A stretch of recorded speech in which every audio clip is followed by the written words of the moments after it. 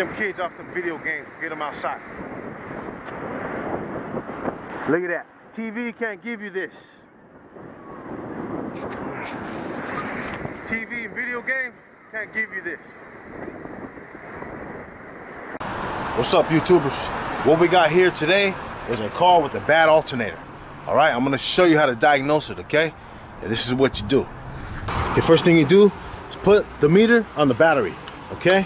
We got 12.3 volts. This battery's low because this alternator is not charging the battery, okay? So let's start it up, and I want you to hear this and listen to it, all right? Okay, go ahead, start it up. And watch this also. See how low that sounded? Anyway, listen to that. See, from here you can't really tell which pulley is making the noise. Okay, but you know it's somewhere on this side. Okay? Look at the voltage here. We got 11, we got 12 volts here. That's no good at all. This alternator is not charging this battery. Okay? We got 12 volts and it's gonna drop even lower. And what it sounds like is that the bearings are going bad in that alternator right there. Okay? But you gotta make sure though first. Here's how you make sure. Okay, what I got here is a screwdriver. Okay? This is very long. This is probably like 2.5 feet. Something like that. And I also got a stethoscope. But this stethoscope, I lost the long part that screws onto here. Okay? So what you're gonna do is this. You don't even really need this. What you do is you get a screwdriver. Then you put it on whatever you're suspecting the where the noise is coming from. Okay? You're gonna touch stuff like that. Okay? Then you're gonna put your ear on it like this. Make sure you're not sticking the screwdriver or whatever you're using right next to the pulley too close, because if you do while this is spinning, it's gonna get jammed up in there like that. And then if you happen to be listening to it like this, it's just gonna slap you right in the face, okay? Or hurt you really bad. Be very careful if you're doing this. So you just wanna stick it on something like that and listen like this, and you'll be able to hear something. You'll hear whatever's going on in the inside. Like for instance, that noise you just heard, that sounds like a broken bearing, and now the inside of the alternator is off center, okay, and rubbing up on the housing or whatever.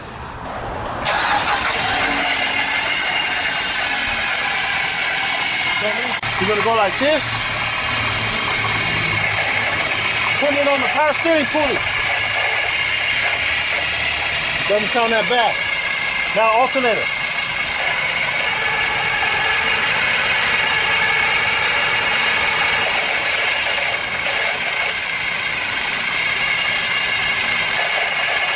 Yes. Every time it starts to rattle, you can hear it big time in here. It gets magnified. Okay? And that's how you check for a noise. Okay? Or you can use a stethoscope like this. Go like that. That. The noise is definitely coming from the alternator. See, since this is missing, I'm going to use this to replace the missing part here. Okay? Stick this on here, then touch this. All you gotta do is touch it, like that. Then you can hear it. Okay.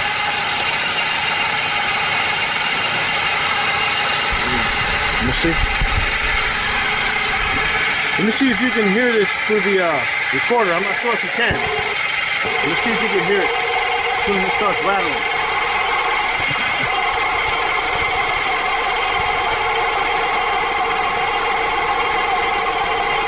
Anyways, our voltage is going lower.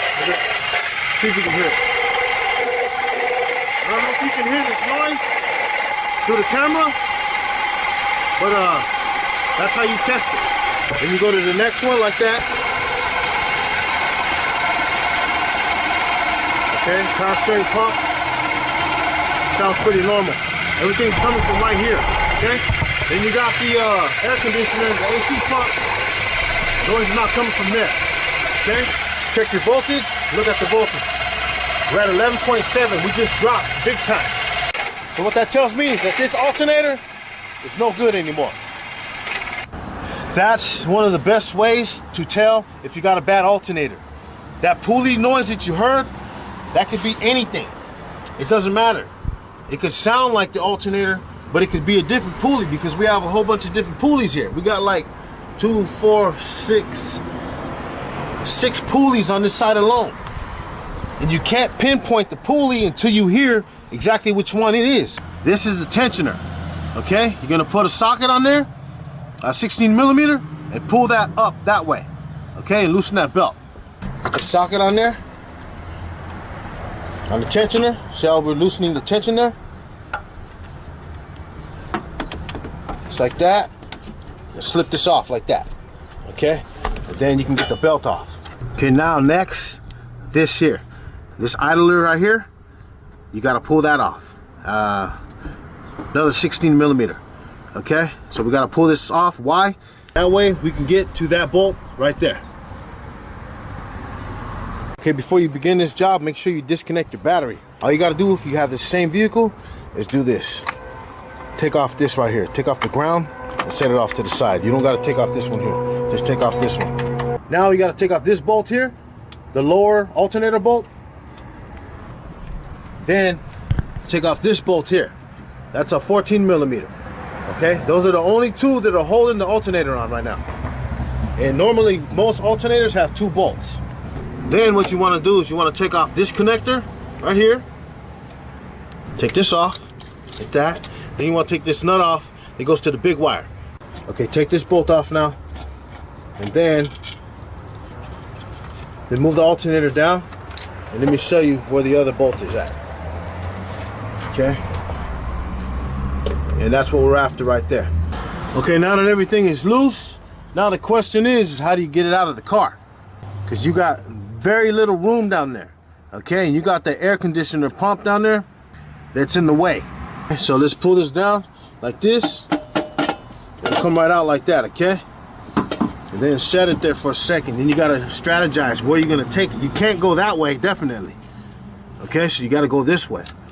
All right, but you got to get past all this here, okay? And all this is in the way right here. So the question is what do you do? Okay, so let's bring it down over here. Let's see if we can drop it down. Okay, this is the hard, tricky part right here. Okay, right there. So grab this part right here. You just gotta mess with it and get it off like that. And that's how you take your alternator off. You don't gotta take this off. Okay, so let's move on to the next step. Okay, if you get a new alternator, sometimes your alternator is not gonna have this pulley on it. Okay, this is a special pulley for these cars. This is called a decoupler pulley. What it is this. Inside this pulley, there are bearings. And there's a special kind of deal in there. This is a totally different design from other pulleys, okay? This is called a decoupler pulley. This is a special one. It has threads right here, but there's a special size that goes on there. This is a 17 millimeter hex, and it goes in just like that, okay? And you're gonna need an impact or a breaker bar to get this off, but you're better off using an impact, because if you don't use an impact, you're gonna damage the inside, okay? Because you gotta hold this like this. Okay, then you gotta bust it loose. Okay, but a weaker impact may not work. Sometimes you might need something stronger like this. Okay, you can go rent these at the equipment rental places. Okay, no, AutoZone don't have this, but you can rent these at equipment rental places, and they got the big boys like this that'll just pull it right out. You're gonna need that in order to get this off. As soon as you get it loose, it'll come right off, just like that. Okay, this is a decoupler, and there's only a handful of vehicles that have this. Okay, this is a bad design. I don't even like it. Decouplers, because they go bad, pretty common on these Avengers, on these Dodges and Sebrings and other vehicles. Okay, so, but this one is still good. This is what you do. Go to the auto records yards. Okay, this thing is 60 bucks. 64. Let me show you. 60 bucks, 64.80 total. Plus 10, the $10 is the core charge. The core is the old one. You give the old one back, and then you get $10 back. Okay, so it would have been $74.80, but I gave them the old one. Okay, remember I just showed you the pulley on how to take the decoupler off? Take it off. Okay, you don't have to give that to them. They don't care about that. Some will, some won't. take it off and keep this just in case, all right? And then you'll get it for $64.80 over here in Cali, at least where I'm at. Okay, so this place, they got really cheap parts. Okay, and here's the part. They even box them for you, man. This is new. They never used to do this stuff. Okay, and this is it right here. Okay, this is a used alternator from a 2010, and look at that. That is good to go right there. Okay, this is stock right here. This is the stock decoupler, and we took this old one off the old one, so we got 2 decouplers. Okay, 64 bucks, man, and that's what you do in order to save money right there. This thing costs 200 to 250 bucks at the store, so forget that, and let's go put this on now. Before you put the alternator on, you see this here? Make sure you push that back. If you don't push that back, you're gonna have a hard time slipping this in the bracket down there. The bracket's gonna be like this, and you're gonna have a hard time slipping it in there. Okay, so push this back, get it flush. All right, very important. So how do you do that? Go like this, tap it back. Now look at it. See how it is? It is now. Now look, see? What's up, Toe? So this is back now. Here we go. Let's put this in. I'm gonna slip it underneath the car. Okay? Now watch over here. Okay, set this down here, like that. Then you're gonna come from the top. This is the tricky part. This is where you gotta find out how you're gonna get it up now. All right? So I'm looking at this part here and this part here and seeing what would be the best part to get in first, like a puzzle. So then let's put this up here. Make sure you put the cap back on there, okay? The reason why we took it off is because we wanted to spin it to make sure everything was okay. All right? And we spun it with the drill and with that hex bit, the 17 millimeter, just to see if everything was all right in there, and everything's all good. But we ended up bending ours, so I got to get another one. All right, but forget all that for now. Just keep moving. So now, you're gonna look at this part here. Okay, you got to get this up. This is gonna lay down at the bottom. This is the bottom of the alternator. All right, so we got to get that down, just like this. You know what? I'm gonna bring this up more. You just gotta hunt for which way you need to bring it. Okay, so just like that. All right. Okay, so look at this. Can you see this? Show them that right here. Let me show you what this looks like. Okay, you see this?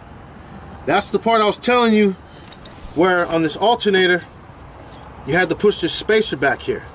Okay, this is what helps it lock in place and stay firmly fit in there. Okay, watch this. You see that? See what she just did? She put the bolt in there. That's exactly how it's gonna go on when you put it on the alternator. What she's gonna do now is she's gonna put the bolt on the alternator, just like that. Some alternators you can do that, some you can't. Then she's gonna put it on the bracket right here.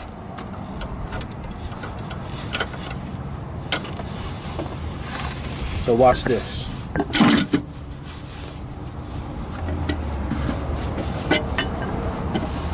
It should slip right in. Just shake it around until it falls right in place.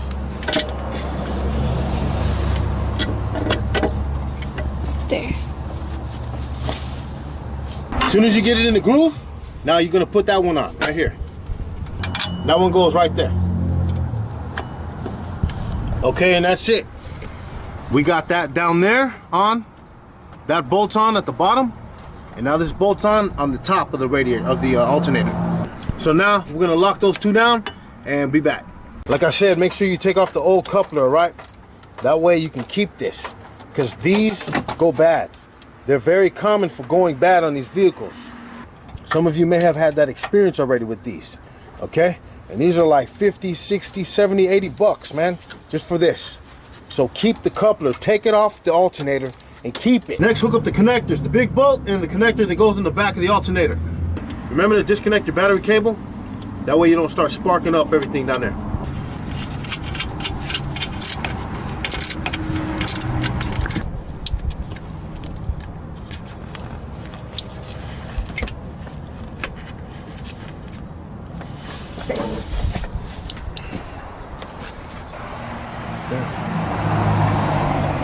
Okay, next, hook up the idler pulley that goes on there. Now what she's doing is she's gonna route the serpentine belt. Okay, you start by putting it on the crankshaft pulley and then going from there. We're gonna work from the back all the way to the top and to the sides over here. Make sure you draw the route, okay? That way you don't have to go look for it. That way you don't gotta go Google it or anything. Draw it before you even take it off. It'll save you a lot of time, all right? Believe me, when I first started mechanics, I took a belt off of it was a Plymouth Voyager, my first one. It took me about an hour to reroute that thing. All right, so, because I didn't want to go look for the book or anything. I didn't buy the book or anything, just went freestyle. So, make sure you know the route of the serpentine belt. Now we got everything together. We got the new alternator on, we got the serpentine belt on, the idler, and everything is tight. Okay, before you start the car, make sure you got the belt on correctly. Okay, make sure everything is good to go and that the belt is not off of any of the pulleys.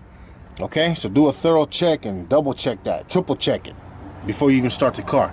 Now, we got the battery hooked up too, and we got the meter hooked up. Okay, we only got 12 volts. Well, 11.9. Okay, so we're gonna start the car up, and here we go. Okay, we're looking for 14 volts, remember. Okay, so let's put this right here. We're looking for 14 volts. Here we go. There we go right there. 14 volts. Fixed. So that is how you fix an alternator. That's how you diagnose it.